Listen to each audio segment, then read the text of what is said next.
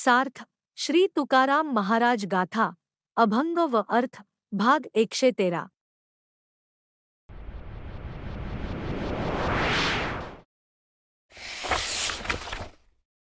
अभंग क्रमांक 217।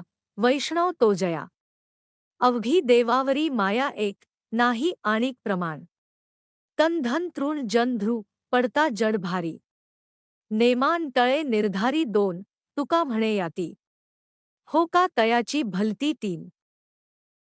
अर्थ, ज्याची पूर्ण श्रद्धा व प्रेम विठ्ठलावर, देवावर आहे, इतर कोणत्याही वस्तूवर नाही, तोच खरा विष्णुभक्त होय। ज्याला तन, धन, जन हे विठ्ठलासमोर तृणासमान वाटतात, ज्याला केवळ एक भगवंत, विठ्ठल, देवच मान्य आहे, कोणत्याही कठीण प्रसंगी जो आपली उपासना खंडित करत नाही, तुकाराम महाराज म्हणतात, त्याची जात कोणतीही असो, तो वैष्णवच आहे। अभंग क्रमांक 218। करो तपादी साधने। कोणी साधो गोरांजने एक, आम्हीन वजो तया वाटा। नाचू पंढरी चोहटा ध्रु, पावोत आत्मस्थिती।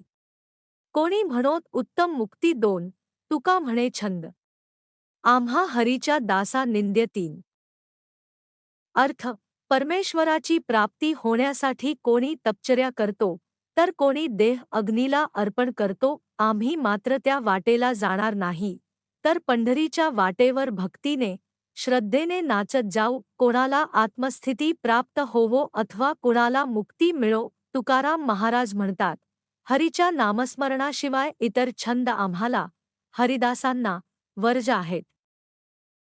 अभंग क्रमांक 219। देव सखा जरी।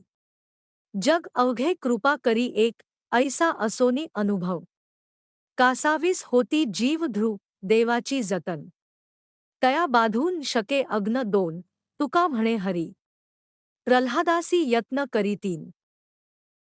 अर्थ, देवा तू ज्यांचा सखा सोयरा आहे, पाठीराखा आहे, त्यांच्यावर सर्व जग माया प्रेम करते, असा प्रत्यक्ष अनुभव येऊन सुद्धा भगवंताची कृपा संपादन करता काहींचा जीव संसारिक विषयांसाठी कासावीस होतो, ज्याचे रक्षण देव करतो, त्याला अग्नीचेही भय नसते। तुकाराम महाराज म्हणतात, भक्त प्रल्हादा करता भगवंताने असेच प्रयत्न केले होते।